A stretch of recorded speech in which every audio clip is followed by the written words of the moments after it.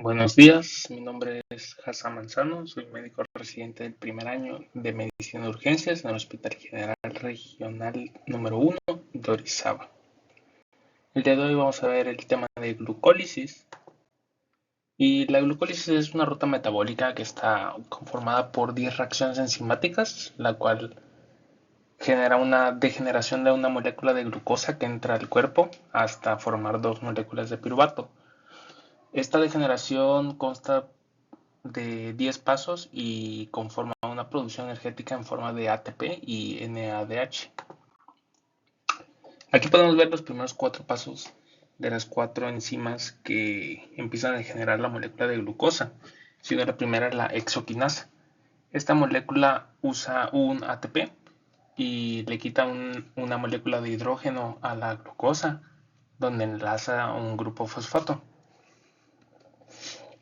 La segunda molécula que entra en contacto con la glucosa es la fosfoglucoisomerasa, la cual únicamente hace un cambio de enlaces de carbono formando fructosa 6-fosfato, donde esta cambio de enlaces lo único que va a hacer es que la glucosa 6-fosfato pase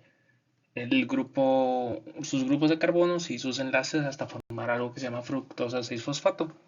En la tercera reacción, la fructosa 6-fosfato entra en contacto con la enzima fosfofructoquinasa 1 y esta agrega un ATP, lo pone en contacto con la fructosa 6-fosfato, quita una molécula de hidrógeno y esto hace que enlace ahí donde quitó la molécula de hidrógeno un grupo fosfato, formando como resultado un grupo fructosa 1,6-bifosfato. La cuarta enzima que entra en contacto con la fructosa 1,6-difosfato en este caso es la aldosa y esta lo que hace es separar la molécula en dos para que formen dos moléculas iguales y estas moléculas al estar separadas se forman dos moléculas algo inestables, lo cual hace que se estabilicen entre ellas y puedan conservar las moléculas de fosfato que son moléculas energéticas. Bueno, este es el paso 3, donde la fructosa 6-fosfato entra en contacto con la fosfofructoquinasa y como pueden ver en la parte superior se quita un hidrógeno y se agrega ahí un grupo fosfato.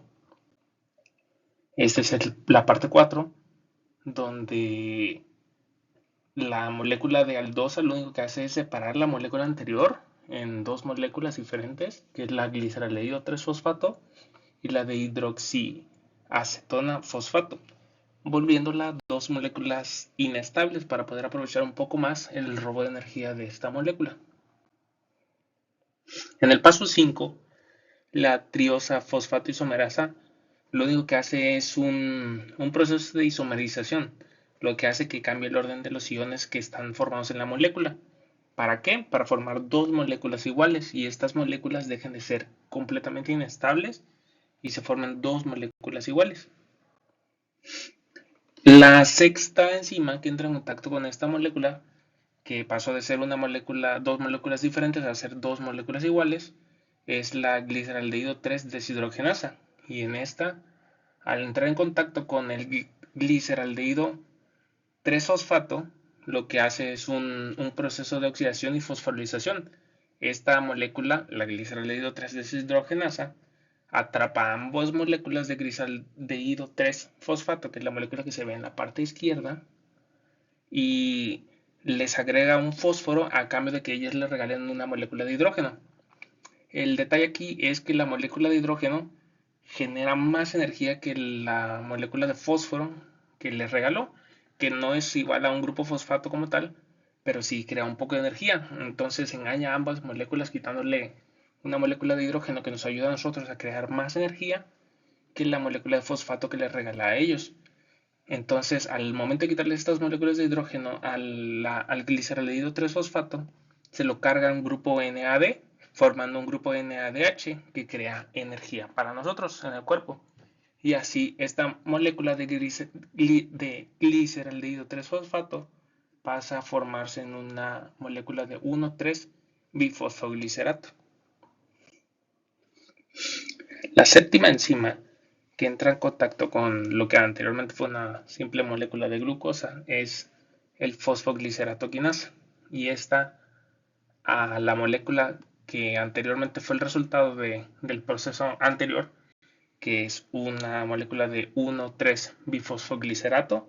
Simplemente llega con un paquete vacío, que es un ADP, que le hace falta un fosfato para hacer ATP, y le roba a ambas moléculas un grupo fosfato por completo, cargando el ADP en un grupo ATP, generando dos moléculas de ATP que nos sirven como energía para nosotros.